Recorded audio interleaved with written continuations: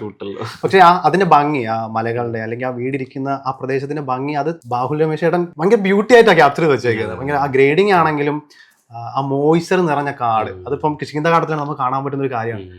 ആ മോയ്സ്ചർ നിറഞ്ഞ ആ ഗ്രീനിഷ് ആയിട്ടുള്ള കാട്, അപ്പൊ കാണുമ്പോഴേ അറിയാം അത് ഒരുപാട് നിഗൂഢതകൾ നിറഞ്ഞിരിക്കുന്ന ഒരു സ്ഥലം തന്നെയാണ് അത്. ശരിക്കും കിഷ്കിന്ധാകാണ്ഡത്തിലായിരുന്നാലും എക്കോലൈൻ വളരെ വിസിബിൾ ആണ്. അല്ല, ഞങ്ങള് ആക്ച്വലി കിഷ്കിന്ധാകാണ്ഡ പേർപ്പസ്ലി മീൻസ് ആ സമയം അങ്ങനെ തന്നെ പച്ചപ്പ് വേണം എന്നുള്ള പ്ലാൻ തന്നെയാണ് നമ്മൾ ഷൂട്ട് ചെയ്യുന്നത്.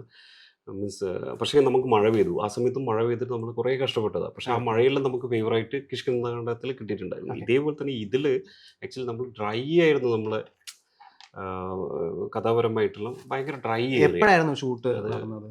നമ്മൾ ഷൂട്ട് ആക്ച്വലി മെയ് എൻഡായിരുന്നു, മെയ് മിഡ് 2024 കിഷ്കിന്ധാകാണ്ഡത്തിന് ശേഷം.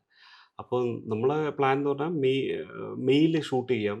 മീൻസ് മഴയൊന്നും ഇല്ലാത്ത ഭയങ്കര ഡ്രൈ ആയിട്ടുള്ള ഒരു അറ്റ്മോസ്ഫിയറിൽ നമ്മൾ എല്ലാം ഈ ഗ്രാസ് എല്ലാം ഭയങ്കര ഗോൾഡൻ കളറായിട്ടുള്ള ഗ്രാസിലുള്ള സമയങ്ങൾ ഉണ്ടാവുമല്ലോ. ഓക്കെ. അപ്പോൾ ആ സമയങ്ങളിലാണ് നമ്മുടെ ഈ പ്രോപ്പർലി നമ്മൾ എഴുതി വെച്ചത്. മീൻസ് ബാവുൽ അങ്ങനെയാണ് എഴുതി വെച്ചത്. നമ്മൾ അത് അങ്ങനെയാണ്. അപ്പോൾ ഈ വെള്ളച്ചാട്ടത്തിന്റെ ഒക്കെ പരിമിതികൾ ഉണ്ടാവില്ലായിരുന്നു, വേനൽക്കാലം ഒന്നും ഉണ്ടാവില്ലായിരുന്നു. അപ്പോൾ പക്ഷേ ഒരു ടൈം കഴിഞ്ഞ് ഇതിൻ്റെ ഒരു ഡിലേ വന്നു. ഒരു ഷൂട്ടിൻ്റെ ലൈക്ക് സന്ദീപിൻ്റെ ഡേറ്റിൻ്റെ ക്ലാഷെല്ലാം കൊണ്ട് കുറച്ച് ഡിലേ വന്ന സമയത്താണ് നമ്മൾ ഷൂട്ട് തുടങ്ങിയത്. അപ്പം എന്നിട്ട് മഴയെല്ലാം പെയ്ത് പിന്നെ ഫുൾ പച്ചപ്പാണ്.